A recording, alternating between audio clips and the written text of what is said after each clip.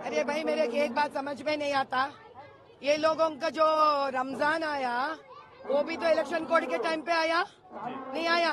मस्जिद बंद कर दी है क्या ये लोग? नमाज करने नहीं दिया वो लोगों को।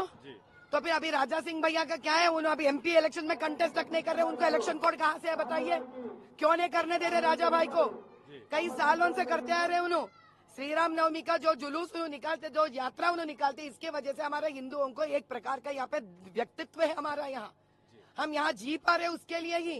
अरे हम पूछते हैं इलेक्शन कोड दरमियान नहीं करना चाह रहे तो अब रमजान को भी नहीं करवाने देना पब्लिकली, और श्री राम नवमी को भी मत कराने देना।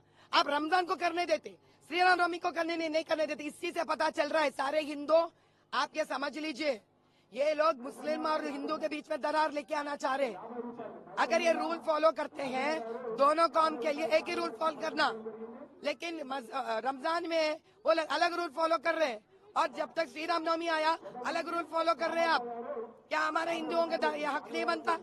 अरे यार तब क्या करना, जब आता है इलेक्शन तब आता, ये त्योहार मनाना बंद कर ले। अब बंद करना है तब रमजान पे बंद करना था, सिर्फ श्री राम नवमी को क्यों बंद कर रहे हैं आप? और ऊपर से राजा सिंह भाई का तो क्या दोष है, वो तो फिलहाल अभी इलेक्शन में भी नहीं ठहर रहे, उनको तो कोड लगता ही नहीं है।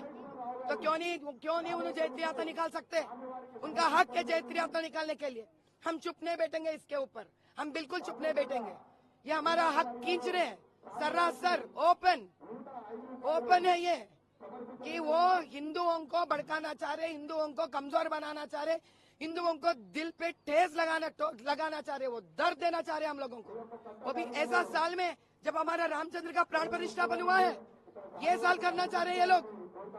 अगर हिम्मत है, सही है आप, तो फिर दोनों को निकाल दो आप, नहीं तो दोनों को देना चाहिए। एक को देकर दूसरे को नहीं देने पे क्या है आपका सोच विचार? मैडम अकबरुद्दीन ओवैसी ने कल एक स्टेटमेंट दिया था कि कह रहे हैं कि पता नहीं उनको कब जेल में डाल दिया जाएगा और कब उनको पॉइजन दे दिया जाएगा उनको, और साथ में असदुद्दीन ओवैसी का भी उन्होंने जिक्र किया। जेल में कोई चुप के डालते क्या?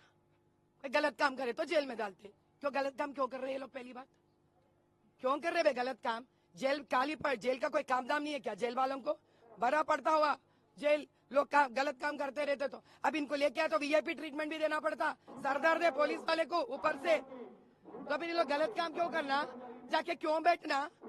फिर वहां पे फिर पूछते बिरयानी दी है नहीं दी है, फोन दिया है नहीं दिया, ये सब पूछते, वो लोगों को तंग करते भी ये लोग पुलिस वालों को। अभी जहर अभी उन्होंने जाने साहब, अभी इतने दिन पोलिंग बूथों के ऊपर यही पुलिस को लगाकर ये लोग जैसा चाहे वैसा ना चाहे, अभी इन्हीं पुलिस के ऊपर ये लोग बात डाल रहे कि जहर देते बोलकर। अब इनके पुलिस के बीच के मामले आई है, अभी यहाँ के अपना कौन बोलता, अपना चीफ मिनिस्टर ही जवाब देना। अरे चीफ मिनिस्टर साहब, रेवंत रेड्डी साहब, सुनो साहब, आपके पुलिस जहर देते कहते अकबरुद्दीन को, अब आप तो सपोर्ट कर रहे हैं इन लोगों को, आप दोनों मसला हल कर लो साहब।